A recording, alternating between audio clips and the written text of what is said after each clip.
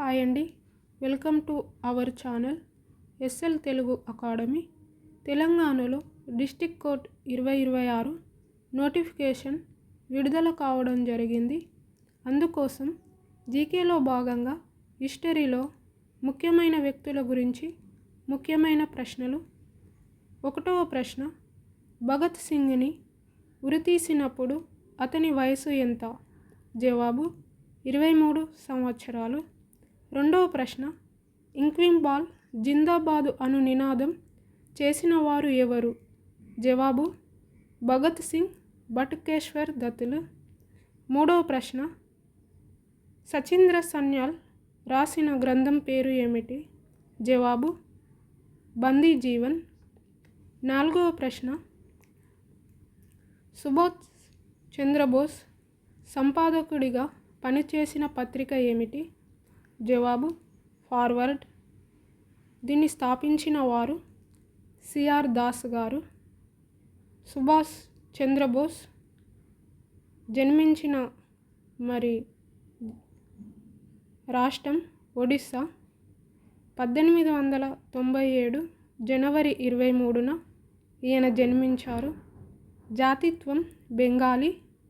తల్లిదండ్రులు ప్రభావతి దేవి, జానకినాథ్ బోస్. భార్య ఏమిలీ షెంకిల్. ఈయన బిరుదులు నేతాజీ. ఈయన రాజకీయ గురువు సిఆర్ దాస్ గారు. ఈయన రాసిన గ్రంథం ది ఇండియన్ స్ట్రగుల్. ఈయన ఇచ్చిన నినాదాలు చలో ఢిల్లీ, జై హింద్. జై హింద్ అను పదమును మొదటగా వాడింది మాత్రం చెంపక రామన్ పిల్లై గారు. ఈయన ఇంకో నినాదం చేశారు, అది నాకు రక్తపు బొట్టు ఇవ్వండి, నేను మీకు స్వాతంత్రం ఇస్తాను. ఈయన 1945 ఆగస్టు 18న మరణించారు. 5వ ప్రశ్న, చంద్రశేఖర్ ఆజాద్ని ఏ పత్రిక ఆజాద్గా కీర్తించింది?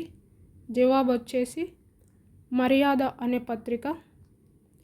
6వ ప్రశ్న, సురేంద్రనాథ్ బెనర్జీ ఎవరి యొక్క రాజకీయ గురువు?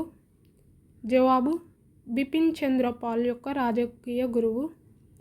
7వ ప్రశ్న, అతివాద పితామహుడు అని ఎవరిని అంటారు? జవాబు అరబిందో ఘోష్. 8వ ప్రశ్న, స్వామి వివేకానంద రామకృష్ణ మిషన్ అనే సంస్థను ప్రారంభించిన సంవత్సరం ఏది?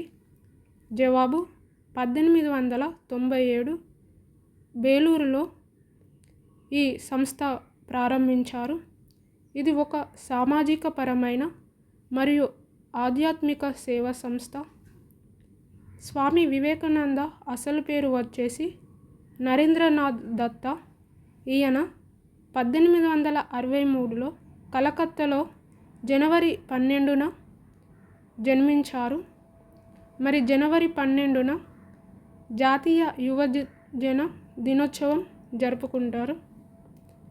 ఈయన గురువు వచ్చేసి రామకృష్ణ పరమహంస. స్వామి వివేకానంద బిరుదులు కర్మయోగి, హిందూ మత ఆధ్యాత్మిక రాయబారి. వివేకానందుడు మొదటగా 1881లో రామకృష్ణను కలిశాడు. స్వామి వివేకానంద మరణం 1902 జూలై 4న బేలూరు ఆశ్రమంలో ఈయన మరణించారు. ఈయన నినాదం దారిద్ర దేవోభవ. ఈ వీడియో మీకు నచ్చినట్లయితే లైక్ అండ్ సబ్స్క్రైబ్ చేసి మీ ఫ్రెండ్స్కి షేర్ చేయండి. ఇలాంటి మరిన్ని వీడియోల కోసం మన ఛానల్ని ఫాలో కండి.